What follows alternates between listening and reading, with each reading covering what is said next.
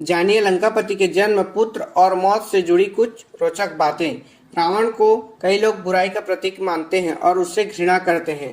ये सच बात है कि उसमें राक्षस प्रवृत्ति कूट कूट कर भरी थी, लेकिन इसके बावजूद उसके अच्छाइयों को नकारा नहीं जा सकता।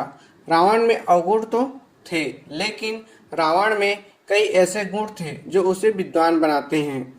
रावण को वेद शास्त्र से लेकर ज्योतिष विद्या का बहुत ही अच्छा ज्ञान था।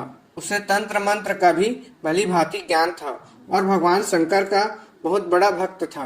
तो आइए जानते हैं रावण के बारे में कुछ दिलचस्प बातें। रावण के जन्म की अलग अलग कहानियां हैं। विभिन्न पौराणिक कथाओं में रावण के जन्म को लेकर अलग अलग कथाएं हैं।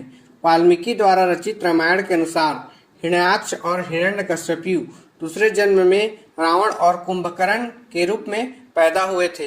पौराणिक कथाओं के अनुसार ऋषि मुनि भगवान विष्णु के दर्शन हेतु वैकुंठ गए, लेकिन भगवान विष्णु के दो द्वारपाल जय और विजय ने उन्हें अंदर प्रवेश करने से मना कर दिया। इसी बात से नाराज होकर ऋषि मुनि ने श्राप दिया और जय विजय को कहा कि तुम दोनों राक्षस हो जाओ। जय विजय समेत भगवान विष्णु ने ऋषि मुनियों से इस अपराध के लिए माफी मांगी, जिससे ऋषि मुनियों ने शाप की तीव्रता कम कर दी और कहा कि तीनों जन्म तक तुम्हें राक्षस योनि में पैदा होना पड़ेगा, उसके बाद तुम इस पद पर पुनः प्रतिष्ठित हो पाओगे। साथ ही ऋषि मुनियों ने ये शर्त रख दी कि भगवान विष्णु के किसी भी अवतार के हाथों तुम्हारा मरना जरूरी होगा। पहले जन्म में जय विजय हिरण्याक्ष और हिरण्यकश्यपु नाम से पैदा हुए। दोनों ही बहुत ही शक्तिशाली और पराक्रमी थे। हिरण्याक्ष ने पृथ्वी को उठाकर पाताल लोक में पहुंचा दिया। इसके बाद भगवान विष्णु को वराह अवतार धारण कर पृथ्वी को हिरण्याक्ष का वध कर उससे मुक्त कराया गया। हिरण्यकश्यपु को हिरण्याक्ष का वध का बहुत दुख हुआ और वह विष्णु विरोधी हो गया। उसने विष्णु भक्त प्रहलाद को मारने की कोशिश की। अंत में स्वयं भगवान विष्णु ने नरसिंह अवतार धारण कर हिरण्यकश्यपु का वध किया।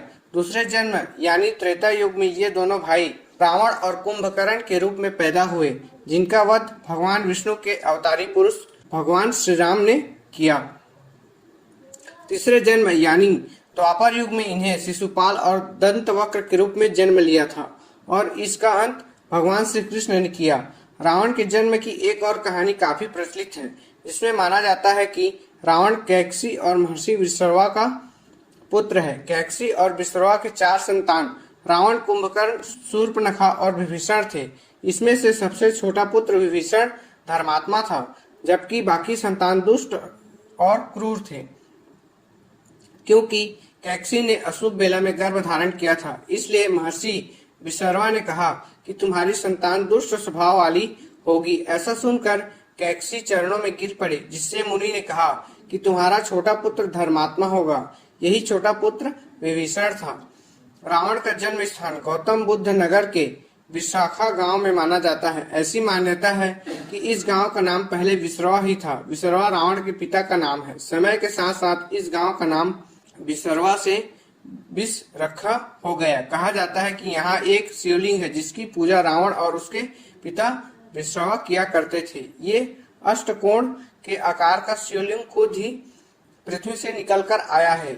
रावण के पिता का नाम विश्रवा था, जो महान ऋषि मुनि पुलस्त्य के पुत्र थे। विश्रवा का मतलब वेद ध्वनि सुनने वाला। महर्षि विश्रवा की 2 पत्नियां थीं। एक का नाम देववर्णिनी तो दूसरी का नाम कैकसी। रावण कैकसी और विश्रवा का पुत्र था। रावण की 3 पत्नियां थीं, मंदोदरी, दमयंतिनी और तीसरी का नाम कहीं उल्लिखित नहीं। मंदोदरी से 3 पुत्र त्रिशिला, इंद्रजीत और अक्षय कुमार। दमयंतिनी से एक पुत्र जिसका नाम अतिकाय था। तीसरी पत्नी का नाम कहीं उल्लेखित नहीं है। माना जाता है कि तीसरी पत्नी का वध स्वयं रावण ने कर दिया था। तीसरी पत्नी से 3 पुत्र थे। इस प्रकार रावण के कुछ 7 पुत्र थे। भगवान राम के हाथों रावण के वध के बाद रावण का शव को अंतिम संस्कार के लिए विभीषण को सौंपा गया।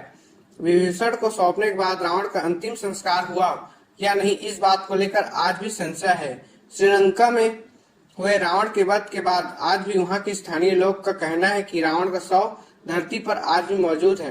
बताया जाता है कि रावण का शव श्रीलंका के रागला के घने जंगल में मम्मी के रूप में आज भी सुरक्षित रखा गया है, जिसकी रखवाली के बारे में कहा जाता है कि भयंकर नाग और खूंखार जानवर रावण के शव की रक्षा करते हैं।